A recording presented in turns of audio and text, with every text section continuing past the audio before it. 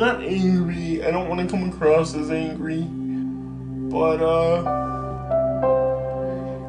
people have to understand that when the government makes these decisions, they don't do it by looking at your perspective. And that's beyond frustrating. My name is Christopher. I was born in 1978 in a little town called Harvey, I believe it's Harvey, Illinois, right outside of, it's a suburb of Chicago. I wasn't diagnosed with cerebral palsy until I was 2 years old. My father and mother began to notice when I was very young that I would do odd things, like I would hold my bottle with one hand, or I would only roll to one side when I wanted to roll on my belly, and I would only walk if somebody was holding me by the hands. In the beginning, it was just learning that he had something wrong, because the pediatrician kept saying that he's fine, he was a preemie, and they know that he'd grow into things and stuff like that, but he never did. So just finding out from the doctor, that was frustrating, because for a long time he kept saying Chris was fine. Back then, I don't think, and I can't be sure of this, but I don't think they knew as much about CP as they know today, and the ironic thing is, they don't know that much. Even today, still CP is largely a medical mystery. The biggest part that affects me about my disability is, now that I'm bigger, I don't get out as much as I would like. And the part that I hate about my disability, and that makes me lay awake at night, and sometimes literally cry myself to sleep, is that I have to rely on mother, brother, or whoever is willing to help to come and get me places, to come and take me to the bathroom, to come and feed me, to come and, bathe me. So that, it's a big change. One of the other things that holds me back is just what's going on within the state government, and them cutting people with disabilities either completely out of the budget, or being in the budget, but being in the budget very minimally. His struggles now is with getting the things that he needs. Well, right now his Social Security income is all he has for an income. So whatever money that he gets to help sustain him is very important.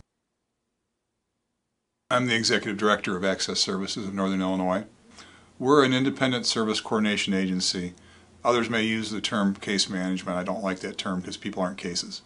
But we work with people with developmental disabilities in a 13-county area. And it's our job to determine if they're eligible for services funded through the state for developmental disabilities, develop an initial service plan or support plan for that person, and we'll assist them in getting services funded through the state. Chris is a very well-spoken advocate for himself.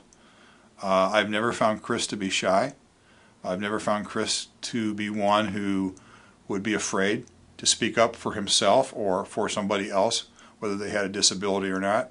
I'm sure Chris would like to be doing other things that he's not given the opportunity to do for multiple reasons.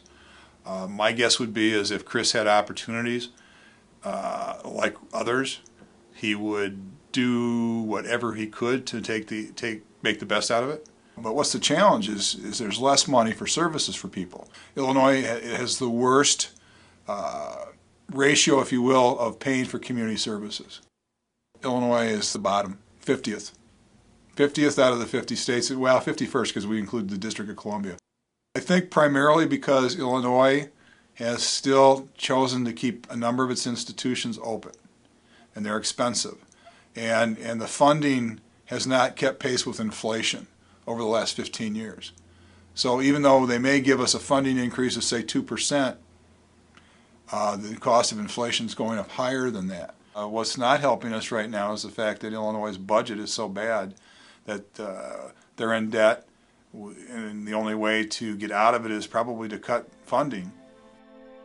In 2009, the state of Illinois, the fifth largest state in America, released its annual operating budget for 2010, which is available online. In the state's fiscal year 2010, with its operating budget of $53 billion, the state spent just $83.8 million on human services, which includes a plethora of programs within the department, and is well under 0.2% of its budget, while spending over 3.5 times that on just its correctional system, and paid out over $1.2 billion in state lottery winnings. Governor Pat Quinn has said in regard to the budget, "I respectfully submit to you the fiscal year 2010 operating budget, a $53 billion plan that makes difficult but responsible choices, yet maintains a commitment to our priorities during the worst financial period in Illinois history." It's just clearly the priorities are wrong. We probably pay more money for highway beautification and picking up trash along the highways than we probably do per person with developmental disabilities. And unfortunately, special programs are generally funded by government, and there's not enough money, and there never ever will be. I think in this country we try to make our society stronger and better. And just like if you had a sports team, you're only really as good as your weakest part of that team.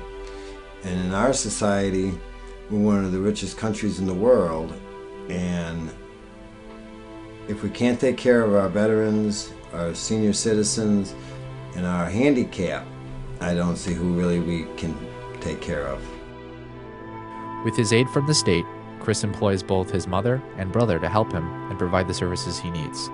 But due to state budget constraints, Chris may be forced to let go of either his brother, mother, or both.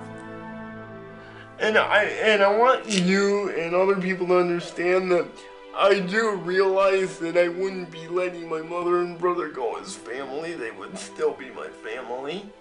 It's just that if they had to get a second job, I want to ask people that are making these decisions, how much do you really think I would see them? That's a question I would pose to the people who are making these decisions. So yeah, I know that I'm not letting them go as family, but by cutting their hours, I'm putting them in a position where I know they're gonna see me less. I just don't know how much less.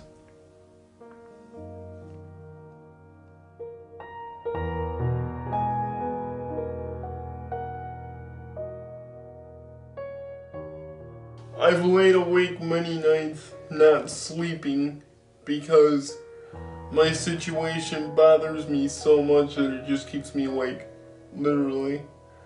And I think, how the hell can I get out of it?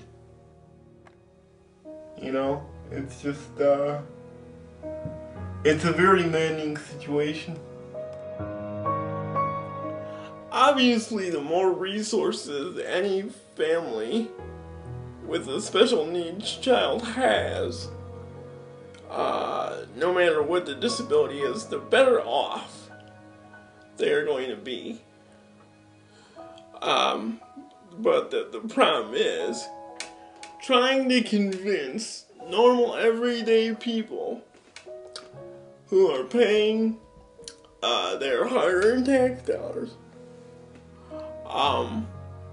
why they should pay.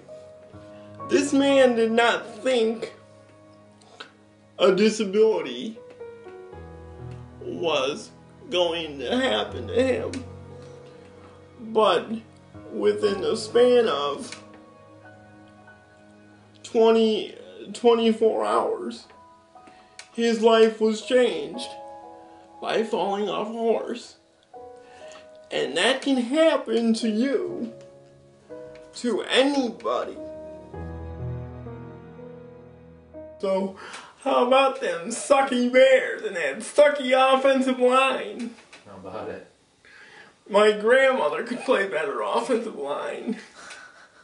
You have to find ways to laugh, because if you don't laugh, you'll die of a broken heart, because disability can be some days impossible to deal with, and you can get lost in an abyss.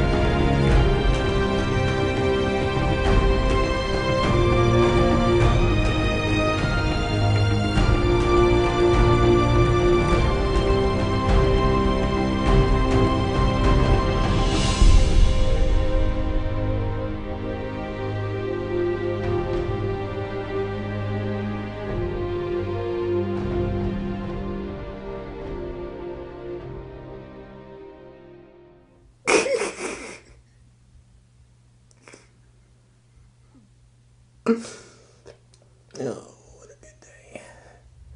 What a great day.